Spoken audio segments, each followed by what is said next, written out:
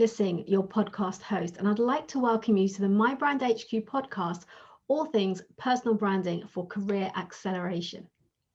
This podcast is for talented, ambitious career professionals like you who are wanting to be perceived as a thought leader, to be top of mind to those that matter, and to make an impact and stand out, be that in your team, your organization, or your industry, and to be inspired by other successful leaders.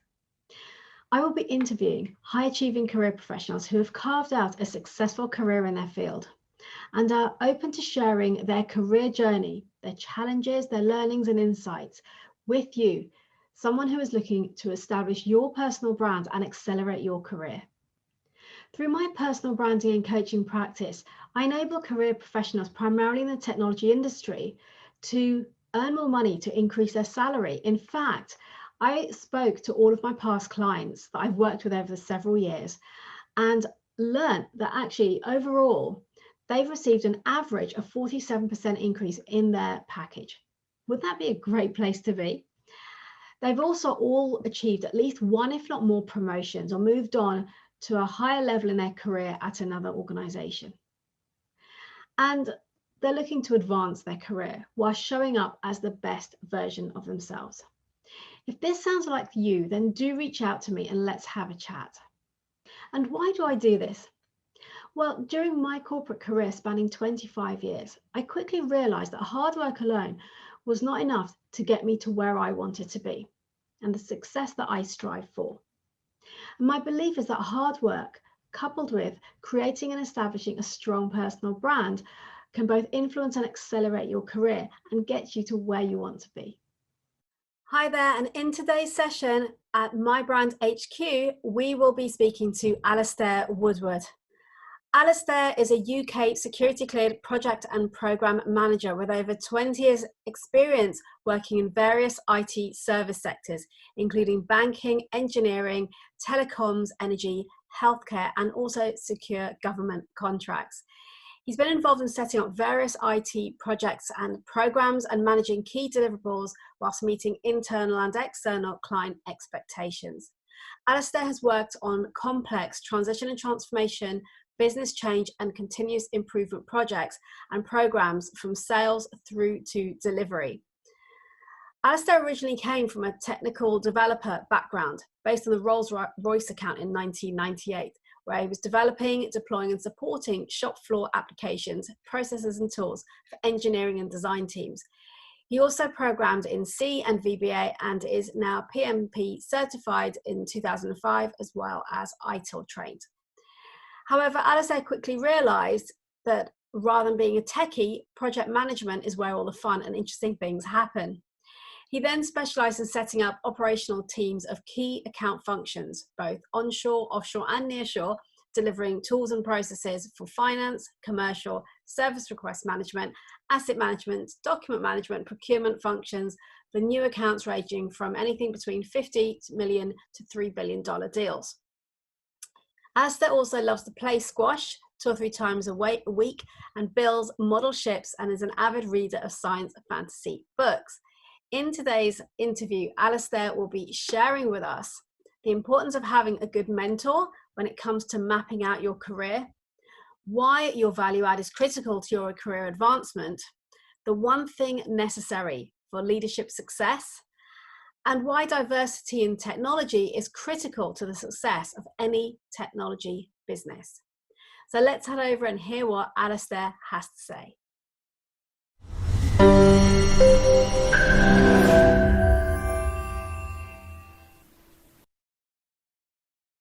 Hi, Alistair. Thank you so much for joining us today on the My Brand HQ podcast. It's great to have you here. How are you?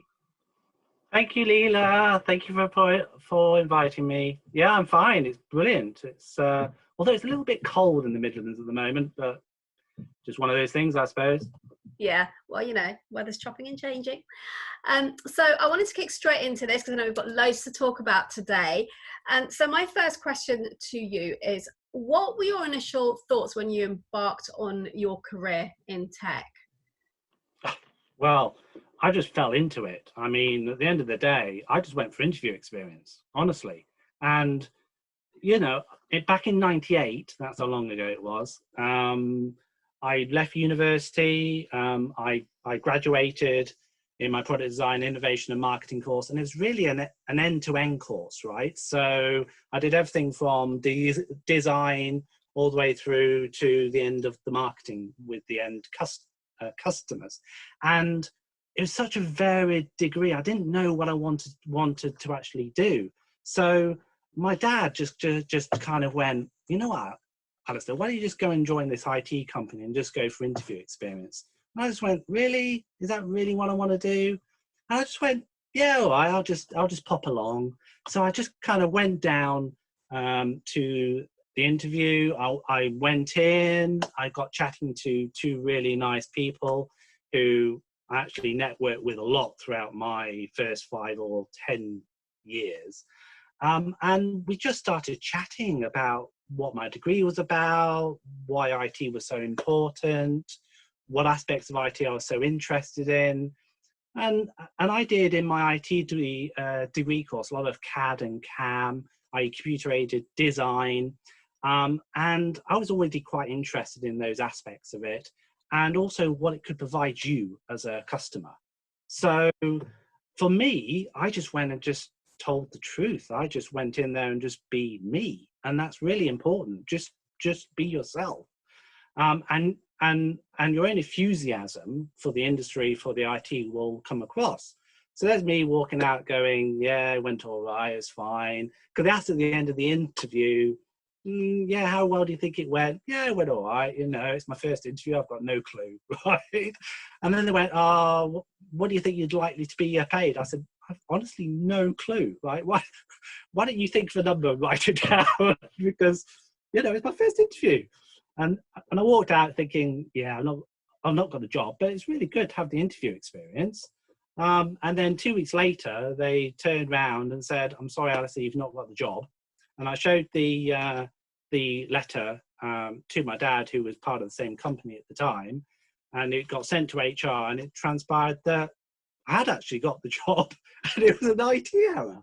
So there we go. Within the first interview, however lucky that is, I suddenly got the job, and I got paid a really good wage. I think back in those days, anything, you know, from 14, 15,000 was really good. And they, I don't mind saying this, but they offered me 18 grand for my first job, which was absolutely amazing back in those days. So it just shows, if you put yourself out there, if you just be honest and genuine, there's loads of stuff which you can do, and it's just amazing what can transpire. Oh, that's great. That's a lovely story. And so what part did your dad play then in sort of shaping your career, would you say? So he was a massive mentor for me. I mean, I don't know whether you realize this, but his father was in IT before him, and my dad was in IT, and he followed his father, and he was with his father for 5 years before he retired. And then I was with my father when I joined the company, and he had loads of experience. He was some techie. He was also a manager as well. He managed people. He actually managed a group with over 100 people within operations, within the IT group, which he did. And the amount of experience he actually had was phenomenal. And certainly for the first year I was with the company, I kept on going backwards and forwards, right? I was going, what's this? What do I need to do? What do I need to do here? And just having that mentor, even I was lucky enough it was my father, but just having a mentor was so important. I mean, you come out of university and you think, I know it all. You know, I've done the course. I've got, you know, a 2-1, a 2-2, or an honours, whatever it is. I don't need to learn anything else. I can just do it all on the job. No, it's not that simple, guys. Seriously, it's hard work, and it's not just the hard work. It's the mentoring. It's the knowledge that other people have to help you through it. There's so many occasions in just my first year, I kept on networking with various people just to get the right answer. And sometimes I went through multiple people to get to that answer, but just doing that course of going through all those different people was so important. And it was such a good learning curve. And for me, having those role models was just so critical. And it wasn't just my father I lent on, it was my project lead at the time, who was a lady called Nicola. I had a project manager called Anthony. I had loads of people in the tech department like Pete, etc. And so many people I related to and spoke to. And it wasn't my hard work that got me there. It was that networking, that looking at the individual people of what they can offer, and gaining some of the knowledge and experience which they had. Marvelous. And so what would you say are the biggest benefits of having a mentor? So the biggest benefits for me was not just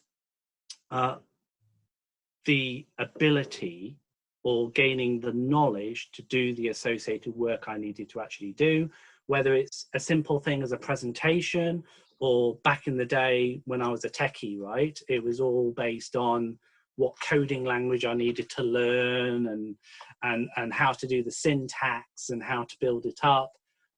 It was also the mental and the career side of it as well.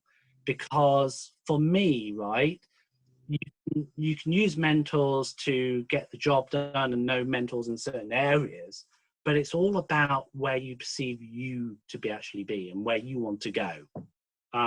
Because now is important, but tomorrow is just as important. Yes. And it's just as important to understand where you are now as it is where you want to go to. Mm-hmm. And there's nothing wrong in just doing your job and, you know, going in, getting it done and walking away. But are you really achieving anything? So you have to think about the next steps ahead and where you want to go and how you're going to get there. And is that how the mentors kind of supported you in that journey by having those conversations? Correct. Yeah. It's that mentor relationship and supporting you in that journey, as you said, which is so critical. Fantastic. And so as you progressed through your career, did you have an idea as to what you wanted to be known for? So that's an interesting question, because for me, right, I said a very critical thing to my first project manager I actually went on, and I joined it at a very junior level back in, I think it was 98 to 2000. And I joined as an analyst and as a dev techie. And I always said to the manager at the time, the most critical thing is value add. So what I mean by that, if you don't feel you're adding a value, if you're not adding value to what you're doing, then why are you doing it?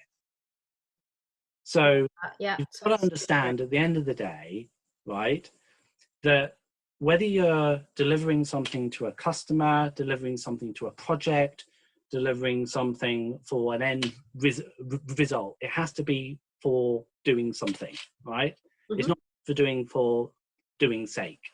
So we had an old saying in the olden days called gold plating. I don't know whether you refer to or understand the actual term, but it fundamentally means just do what you need to do to get over the line, and don't do anything more than isn't necessary, because it may not be required, right? Yeah. And having that value add and that ethos was so important. And as soon as I felt I wasn't able to provide that value add anymore, I was looking for my next opportunity. I was looking for my next step that I needed to actually get to, or even better, by talking to my mentors, by talking to various people and my networking around me, and my fellow colleagues, of how do I get there? Because you don't know it all, and neither does everyone else. But if you add them all together, who knows what you can accomplish? Absolutely. I mean, and that's what it's all about, isn't it? It's having that support system around you, the network, the advocates. And you've made a really great point there about the value add, because, you know, in my experience as well, I found that the mentality of many people is just do the bare minimum that you need to do to get by, which is okay. We don't all have to be striving to move up the career ladder. However, what does make me smile is when those same people expect to be getting a pay rise or a promotion, and then they're asked, well, what have you done that you believe supports that? So, well, I've done my job. Well, that's what you get paid for. And I think if you want to accelerate your career, if you want to move up the ladder, you have to be seen as going the extra mile in some shape or form. So yeah, great point. That's very valuable. Thank you. And tell me, you've already alluded to the fact that when you embarked on your career, you were very much a techie. So what was it that had you take that leap of faith to change your career direction to kind of the path you've followed over the more recent years? Yeah, so this is going back to about 2005, 2004 in my career. I was very much a developer. I was very much an analyst, and I didn't really see a career path for me to go any further except for being a senior developer. I just kind of went, is this all there is? Is this really all you can do in IT? And I just went, gosh, there's got to be something more than this, right? And I just went, I know what. Let me go and speak to my network of people, right? And, you know, I had quite a big network of people. And I was speaking to my old colleagues, I was speaking to my father, I was speaking to a whole bunch of other people, both internal and external. And I was also speaking to customers as well, because at this time, I was also had some customer engagement. It's not just who's around you internally, it says who's around you externally. Absolutely, yes. I realized quite rapidly that being a developer for me wasn't where I wanted to actually be, and it wasn't the side of my career I wanted to actually get to. I just went, you know what? I know what I'm going to do, right? I'm going to push myself. I'm going to drive forward, okay? So how can I do that? What elements of IT can offer me as an individual in order to assist me in driving forward? I just went, and I spoke to certain people, and there's one person in particular I spoke to. I'm not going to mention their names because I think it's slightly unfair, but I am going to say that this one person said something critical to me, and that person said, what do you want to offer in your next role? And I just went, you know what, that's a good point. If you think about it, yeah, I've got skills in technology. I can do code. I can develop stuff, I can create enhancements, I can create applications, but is that really what I want to be known for? And I just went, what's really interests me? And I went, I know. What really interests me is running projects, running people, actually seeing the effect of what I have on the customer. And for me, that's what ticked the boxes. And then I realized, actually, I need to develop my own personal brand, my own abilities, enhance my CV. And the only way I felt I could do that is to branch into the new area of IT. And I had that leap of faith. And that leap of faith was going from a techie to being a project manager. And I've got to be honest, it wasn't overnight. It was 6 months worth of training. It was also doing an advanced course for another 3 or 4 months, which I did in, I think it was Sheffield at the time. And I was going up and down on the train and God knows what else. And I also pushed myself to do a certification, which was so important. And there's loads of certifications out there which you can do as a project manager. I specifically chose a US version because I was in a US company. But there's other certifications which you can do, but it's so important to have that qualification and that certification. And some people think, oh yeah, I can do on the job and stuff, but at the end of the day, if you want to push yourself forward, if you want to keep on developing yourself as a brand, as a person, as an individual, you have to keep on striving for the next thing. And that's what I did. So I took that leap of faith from tech to project management. And since 2005, I've been doing project management for the last 15 years, and I've really enjoyed it. Fantastic. I love it. And And was there anything at that time when you were having those conversations and exploring where you could go with your career, where you maybe thought to yourself, what if this doesn't work, or what if, or that made you think maybe I should just stay where I am, or not? No, not at all. I mean, at the end of the day, I've always said, right, once you commit, you commit. And if you're ever uncertain, then don't commit, because you can't do a halfway house, right? Mm-hmm. You either have to make a decision and stick with it and see where and see where it goes, or you don't make the step at all. Okay. And for me, back in 2004, 2005, I decided to make that step. And it was probably one of the best decisions I actually made. And I have so many voices at the back of my head going, Alistair, why are you doing this? Are you really sure you can do it? Do you have the ability? Do you have the capability? Do you have the skill set to actually do it? I had so many voices saying, no, no, no, no, no. And I also had voices saying, yes, yes, yes, yes, yes. And at the end of the day, yes is one. Yeah, and that's what we want. And I think, again, that's so important for our audience to hear that, because oftentimes, particularly if we're looking to take a leap of faith or to try something different, there's often a lot of voices around us that will kind of question you, challenge you, almost want to hold you back. And that can be both our own internal voices, and it can also be other people's opinions. And actually, oftentimes those other people's opinions is because of their fear of the fact that they watch you progressing, and it'll highlight to them where they're lacking. And so rather than support, they kind of try and keep you where you're at because of their own insecurity. So what you've talked about there is so critical when it comes to your career. It's really checking in with yourself and to your instincts about what feels right for you. And if you're looking to step out of your comfort zone, you want to try that something new or take that risk, and you have that certainty, which you mentioned, and that's critical, then do it. Absolutely do it. And so tell me then, you've alluded to this already throughout, but what level of importance do you place on having a strong network around you? And what are the benefits, would you say, to having that network of people? And when I say network, it's not just your connections on LinkedIn. I'm talking about people who you have a connection with, people that you can reach out to, and like in your case, ask for help, for guidance, for mentoring. How important is that? It's fundamentally critical. I mean, I've got to be honest, I've had 15 mentors throughout my career, probably more if I think about it, and most of them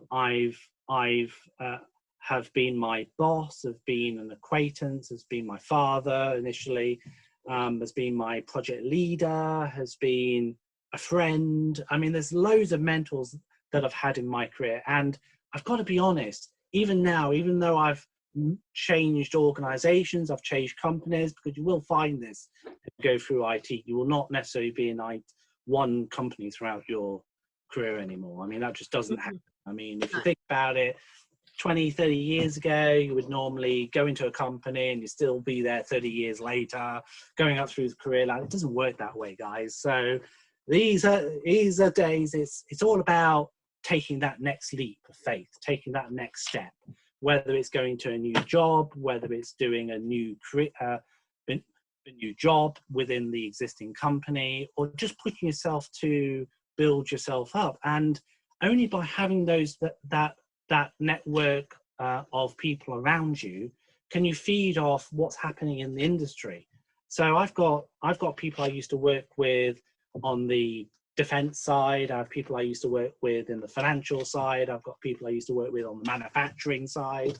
Mm-hmm. There's different elements of IT in different sectors that you can go to, and having that varied width and depth of people is so important, because you get a different perspective, a different view that you wouldn't normally have thought of. And certainly for me, when I've gone through my career in project management and IT, there's so many different sectors I've actually visited, and it's not and there's variations in each of those sectors which are so interesting. And only by networking throughout all my career that I've realized that there are all these different aspects which you need to account for. And for me, that's what makes IT industry interesting. It's not just, you know, sticking in a job as a project manager and doing the same thing day in and day out. You could be doing a project management in a different company, a different organization, and do things fundamentally differently, even though the overall structure and the foundation is still the same. I mean, still delivering projects to time, cost, and budget.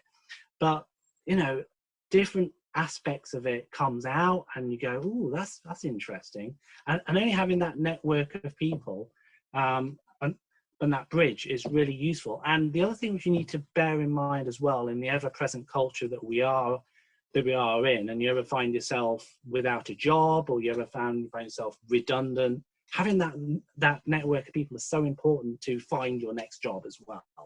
It's not just going on a website and finding a job, it's networking, it's talking to people. Finding a job is a job in itself. And that's so important, because having that network of people enables you to look at what's out there,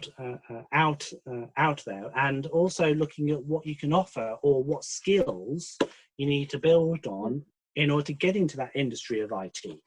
Yeah. So, and because different industries of IT wants different skill sets. So some want certain abilities in certain tools that may be more agile related rather than waterfall related, and other companies may be a combination of the two. So there's many different aspects you can go to by liaising with your mentors and your networking of people who can help you not just in your current role, but also find your next role. Love this. Love it. Love it. Love it. And again, it's about who knows you, and not just about who you know, which is what you hear a lot of in the past. It's about who knows you and what they know about you. So those people that you just talked about, it's them recognizing your skills, your attributes, what value you can bring to the table, so that when they hear of an opportunity, they can recommend you, you're top of mind for them. And that is so, so important now, particularly with what we're going through, particularly with the landscape, the job landscape as it is at the moment, where there's going to be a lot of people out there looking to secure a new opportunity. That's really important. I cannot stress it enough to work, put the time and effort in to build yourself and create a strong network of advocates around you. And so, Alistair, as you know, one of the things that I have a strong belief about is personal leadership. I'm a big believer of that, and a strong advocate of it for the people around me. So can you share with me what one trait would you say is an absolute non-negotiable when it comes to exhibiting leadership? So I'm probably going to go back 100 years, right? Because there's an old quote from 100 years ago. I think it was first in publication back in the 1920s, but it's still a quote that I still relate to. And that quote is very simple. Talk the talk, not walk the walk. So what I mean by that is you can talk as much as you want. You can say as much as you want, but what's really important is what you can offer, how you act, and how you deliver. So action speaks louder than words. It really does. And as a leader, as a project manager, as a program manager, it's so important to lead the people through action, not just by talking about it. You can talk about it to anything, to the cows come home, but it doesn't work. So I know, as an example, there was a project manager I used to know, or I heard about, who ran a project for 2 years. And he ran a project for 2 years. He was a really good communicator. He really communicated really well with his sponsors. But what he delivered at the end of the 2 years was nothing. That's not a leader. A leader is delivering. A leader is acting. A leader is acting by example.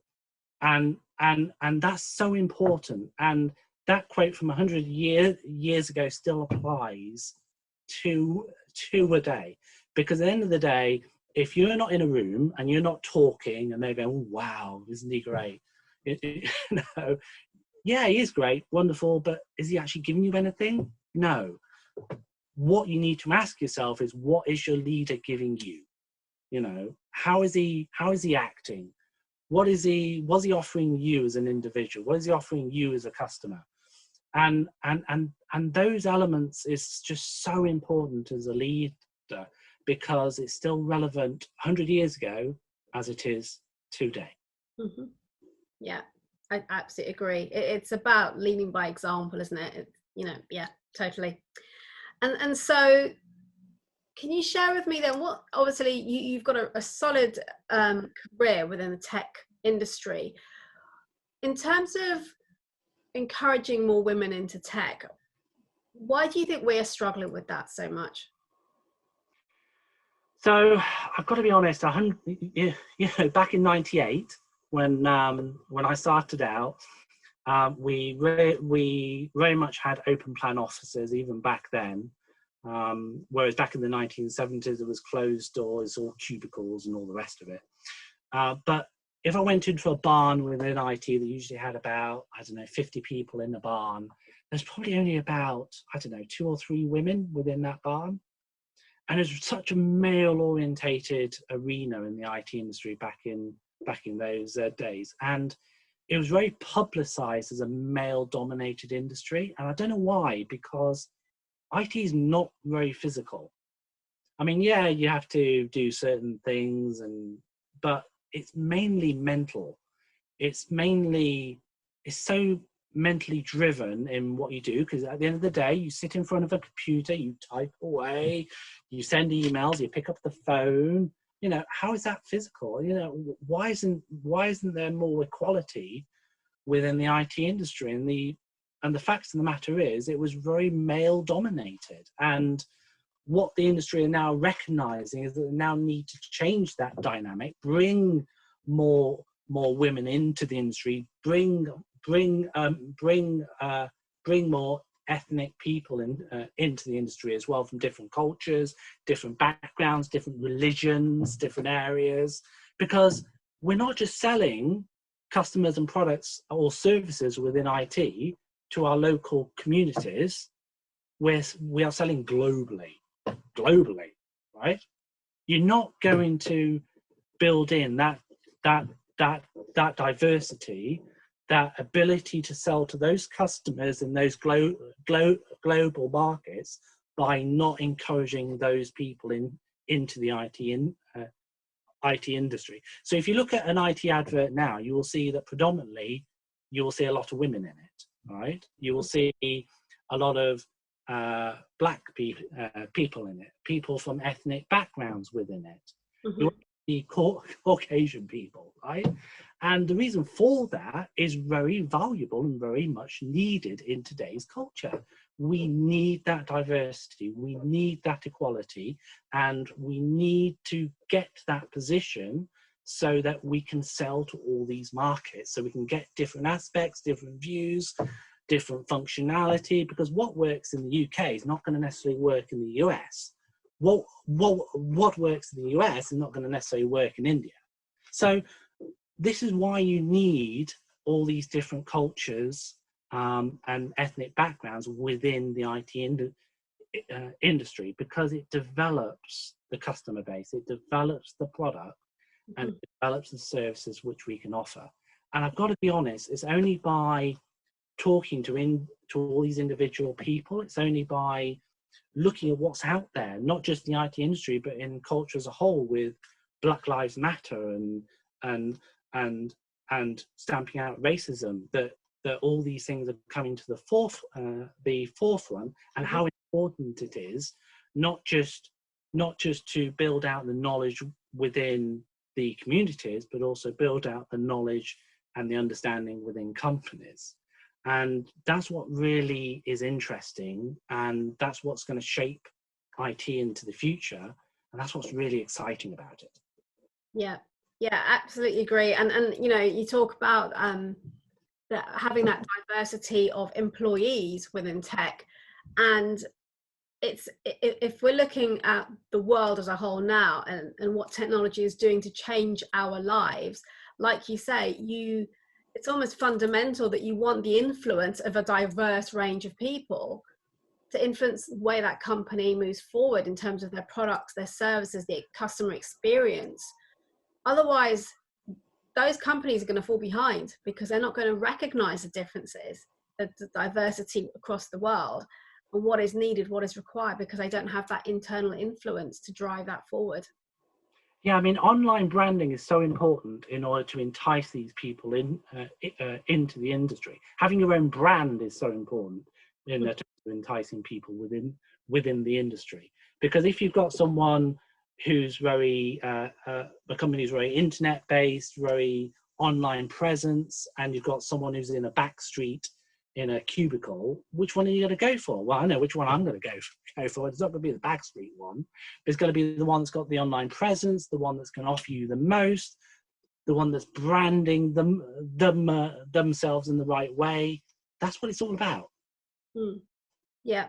And so for the individuals as well, if you want to be Right. seen as the person to be approached for those opportunities as well, it's about you creating your personal brand, both in person and online, right? So that people can recognize, again, it's who knows you, so that they can put you forward, or they can approach you, or they can recommend you.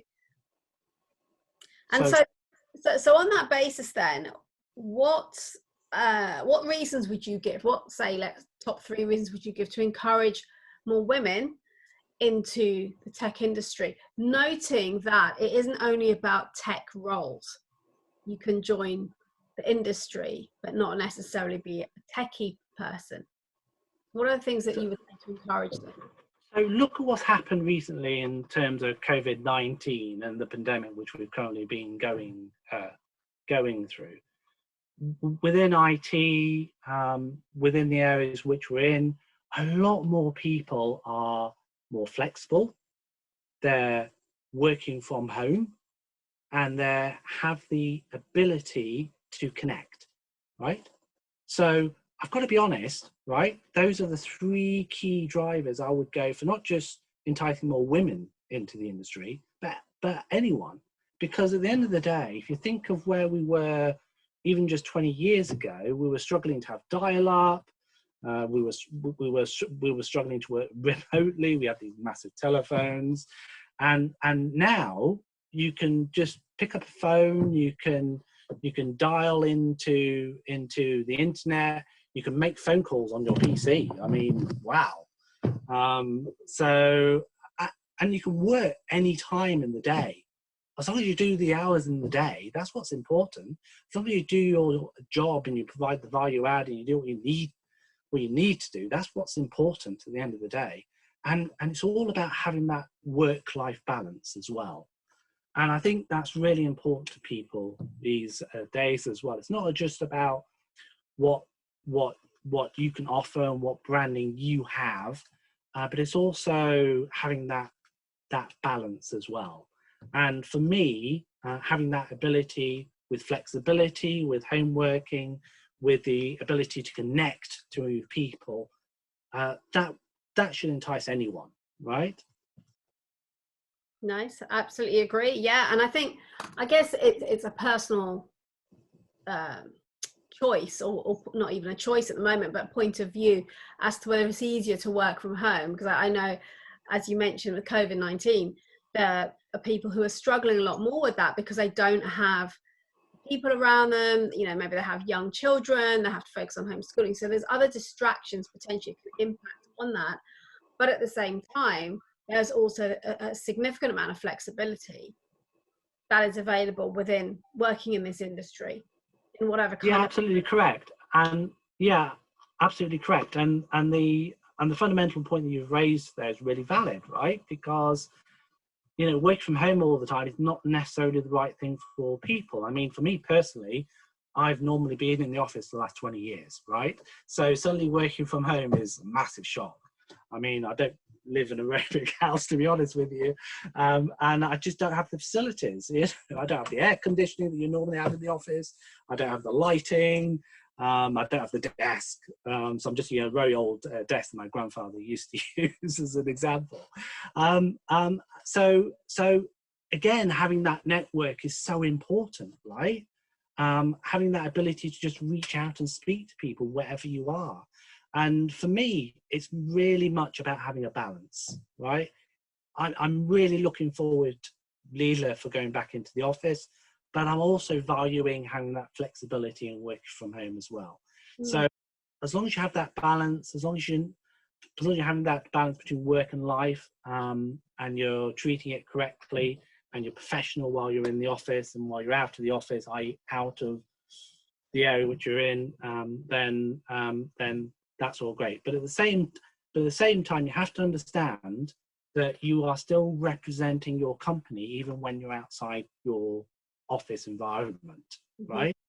And that's so important, right? So this is why personal branding, this is why how you present yourself is so critical. So take me as an example. I'm sitting here in my suit and shirt, right? How am I coming across to you? Am I coming across professional, or am I coming across as casual, not someone worth talking to, etc.? So perception is so important, and how you present yourself is so important. Yes. And having that flexibility, having that balance is also so important as well. Yeah. And so tell me, Alistair, how do you define success in your career? So this is a really difficult question to me, because other people might have a different view, and it's not necessarily a right or wrong answer. But for me, some people might say it's money, or how you're going up in the career, or how far you advance yourself. Honestly, I'm going to say this, as long as I'm able to pay my bills, I really don't care, right? And for me personally, it's job satisfaction. You've got to enjoy what you're doing. It doesn't matter who you are. I mean, it doesn't matter whether you're a dustbin man. It doesn't matter whether you're a secretary. It doesn't matter whether you're an analyst. It doesn't matter whether you're packing boxes for whoever. You've got to enjoy your job, right? That's now. There's no point in going and doing a job you hate. You have to do a job you like, or else why are you doing it? You have to ask yourself, what are you getting out of it? Yeah, personal branding, what you can provide, what value add you can add is so important. But you've got to be self-satisfied. You have to be happy in what you're doing, right? If you're not doing what you're doing, then change, then do something else. Don't just sit here and accept it. Go and do something else. Yeah, it's about looking for that fulfillment, isn't it? What really has you meeting your aspirations. And what led you, Alistair, to pledge funds towards paying it forward to others, and why? Tell me about that. Well, I've got to be honest, right? I'm not the future of IT, right? I'm a person who started in IT back in '98. I built out from the ground up as an analyst, as a librarian. I was doing dog's body jobs all over the place, delivering stuff, or speaking to people, or developing code. And for me, what's really important is the future generation, right? IT has evolved so much in 20 years. Just imagine what it's going to be like in 20 years' time. So for me to have the ability of offering someone, or training someone, or giving someone some mentoring or coaching is just so important, right? Because they are the future. I'm not the future. They are the future. And so, absorb it, experience it, reach out and speak to people, connect, because at the end of the day, they can offer you so much, and only then can you realize your dreams. That's nicely said. That's so true. So what is on the horizon next for you? Difficult question, but I'll try and answer it. I mean, tell me, just to remind us, what is it you're doing right now, and where? So at the moment, I am a program manager for trading. Mm-hmm. They're the company I'm working for, but it's a really good company I'm working for, and we are very much developing new applications, new technologies, new enhancements to our financial products. And we're very much moving a lot of our legacy systems into the cloud. So at the moment, there's a lot of systems on-prem or on their premise. So there's a lot of business cases and initiatives I'm driving through, which is so interesting in terms of getting all that data onto the cloud. And I've got to be honest, data is the future, right? Mm-hmm. So for me, I'm where the future is. I want to be able to put that data into the cloud in a secure environment, which can't be hacked, that is fully authenticated, that is secure for our customers to actually use. And that's what I'm doing at the moment. That's what I'm driving through. That's what I'm passionate about. And that's really what I'm driving out in the next 2 or 3 years of my career. Fantastic. Alistair, I'd like to say thank you so very much for taking time out to speak with us today. And I just want to say I love the passion, the enthusiasm that's coming through, and everything that you've shared that has been so valuable for our audience today. It's opening up eyes to what is possible within the technology industry, which is rapidly growing. As we can all see, it's impacting every aspect of our lives as we speak. And so I would absolutely encourage you, if you're listening, to really consider the opportunities that the tech industry can offer for you, and the fulfillment that you can gain from following a path on that route. Thank you, Alistair.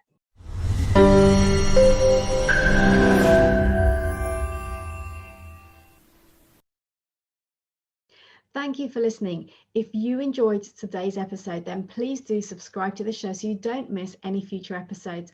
And remember to leave a review telling us about your key learnings and what you enjoyed the most. And do share this podcast with your friends and colleagues so we can spread the word on the importance of personal branding when it comes to your career advancement. And also ensure that others can benefit from these invaluable insights from many inspirational leaders. I will be eternally grateful. And if you are looking to earn more money, to get promoted, to secure your next role and advance your career, and would like me to support you personally on that journey to get you there, then reach out to me and let's arrange a chat. Alternatively, why don't you check out my personal branding launchpad, a group training and mentoring program. Finally, if you'd like to connect with me directly, then do reach out and direct message me on LinkedIn. You can find the link as well as any other resources mentioned in the show notes. I'll see you next time.